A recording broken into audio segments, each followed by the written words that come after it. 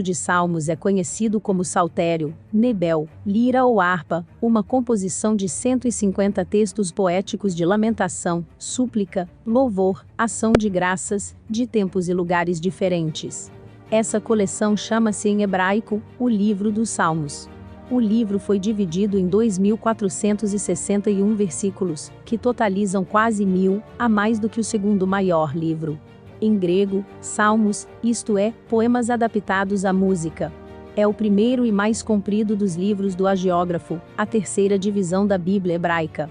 O livro de Salmos é um dos mais estimados e usados do Antigo Testamento e, ao mesmo tempo, um dos mais problemáticos do cânon. Questões relativas à autoria, composição, teologia, interpretação, aplicação e função contribuem para a complexidade do livro. O fato de muitos cristãos, ao longo dos séculos, terem encontrado consolo em suas páginas em tempos de necessidade, sem jamais considerar estas questões, serve de testemunho do poder de Deus de ministrar por meio dos livros das Escrituras. Os primeiros salmos a serem agrupados, e que mais tarde dariam origem ao saltério, foram denominados orações de Davi, filho de Jessé. Outros foram compostos durante o exílio.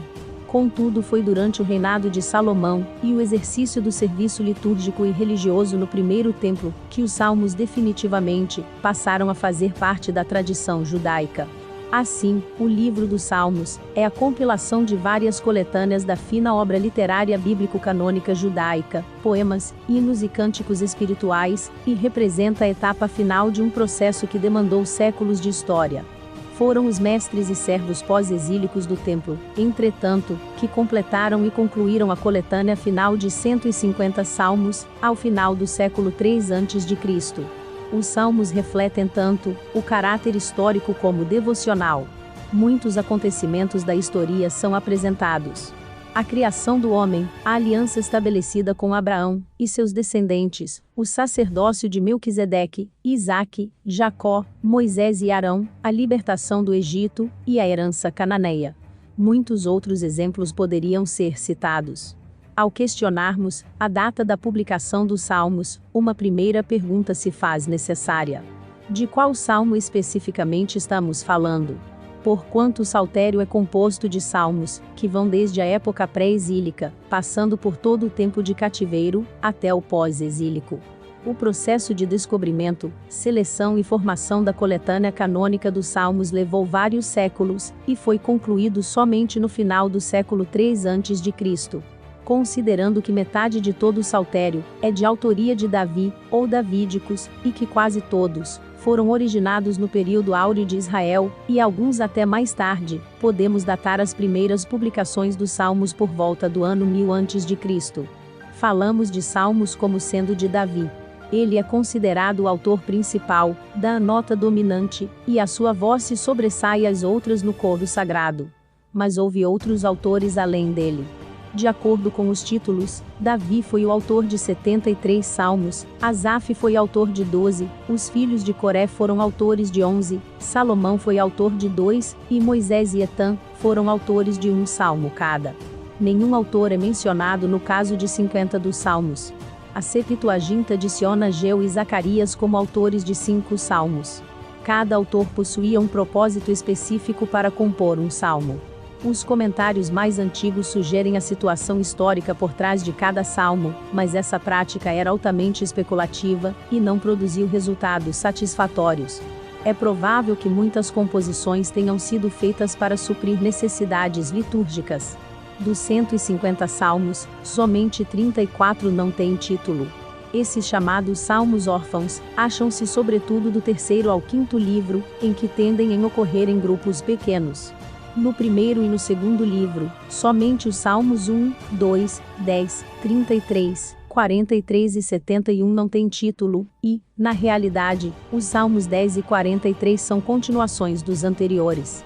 O saltério é poesia do começo ao fim, embora contenha muitas orações. Os salmos são apaixonados, vívidos e concretos, são ricos em figuras de linguagem, como por exemplo as símiles e metáforas. As assonâncias, as alterações e os jogos de palavras também são abundantes no texto hebraico. O uso eficaz de repetições é característico, bem como o acúmulo de sinônimos e complementos para preencher o quadro. Palavras-chave muitas vezes ressaltam temas de maior importância nas orações ou nos cânticos. A poesia hebraica não tem rimas, nem métrica regular. Sua característica mais diferenciada e comum é o paralelismo. O maior dos versos é composto de 2, às vezes 3, segmentos equilibrados entre si. Muitas vezes, o equilíbrio não é rigoroso, e o segundo segmento é em geral um pouco mais breve que o primeiro. O segundo segmento ecoa, contrapõe ou complementa estruturalmente o primeiro. Esses 3 tipos são generalizações, e não são totalmente satisfatórios, para classificar a rica variedade que a criatividade dos poetas conseguiu realizar dentro da estrutura básica dos 2 versos. Podem servir, no entanto, de distinções genéricas que ajudarão o leitor saber onde os versos, ou segmentos do verso original, em hebraico começam ou terminam, é às vezes questão incerta. Até mesmo a Septuaginta divide os versos de maneira diferente dos textos hebraicos hoje existentes. Não é de admirar, portanto, que as traduções atuais às vezes diverjam entre si. Assim como o Saltério foi composto durante o período do Antigo Testamento, assim também a teologia dos Salmos é tão abrangente como a teologia do Antigo Testamento. Martinho Lutero denominou o livro dos Salmos de uma pequena Bíblia e o restante do Antigo Testamento. Os leitores cristãos dos Salmos dão atenção especial à relação entre estes cânticos antigos e Jesus Cristo. Após sua ressurreição, Jesus falou a seus discípulos que importava que se cumprisse tudo o que sobre mim está escrito na lei de Moisés, nos profetas e nos Salmos. O Antigo Testamento, inclusive os Salmos, aguardavam a vinda de Cristo, o seu sofrimento e a sua glória. Jesus e os escritores do Novo Testamento fazem extenso uso dos Salmos para expressar seu sofrimento e a sua glorificação.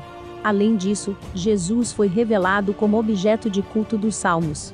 Uma vez que Cristo é a segunda pessoa da Trindade, os hinos e os lamentos dos Salmos são dirigidos a Ele, assim como ao Pai e ao Espírito. Jesus é ao mesmo tempo cantor dos Salmos e o seu principal tema. Resumo. Salmos capítulos 1 ao 41. O livro de Salmos começa com uma contraposição entre as coisas de Deus e as que não são de Deus. Alguns desses salmos falam da importância de confiar em Deus, e não em coisas terrenas, e nos lembram de que não devemos temer, pois Deus está conosco. Outro salmo nos lembra de que Deus julgará nosso coração, e de que devemos buscar a misericórdia dele. Salmos capítulos 42 ao 72. Esses salmos podem ser resumidos na seguinte frase: Deus é o nosso refúgio e fortaleza. Salmos 46:1.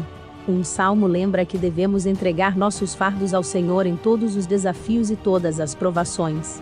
Outro nos incentiva a esperar pacientemente em Deus em todas as coisas. Salmos capítulos 73 a 89.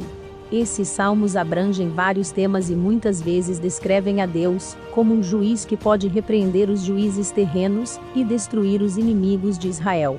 No Salmo 86, o rei Davi faz um apelo a Deus para que nos ensine seu caminho, a fim de podermos caminhar em verdade. Salmos capítulos 90 ao 106. Muitos desses salmos nos incentivam a louvar ao Senhor, lembrar que a vingança pertence a Ele, declarar sua glória e servi-lo com alegria. Salmos capítulos 107 ao 150. Esses salmos afirmam que os filhos são a herança do Senhor, Salmos 127:3, e que eles são uma bênção eterna para os pais que são justos. Um salmo perto do fim do livro contém uma súplica sincera, para que o Senhor nos livre e nos proteja do mal, e das práticas violentas dos homens iníquos.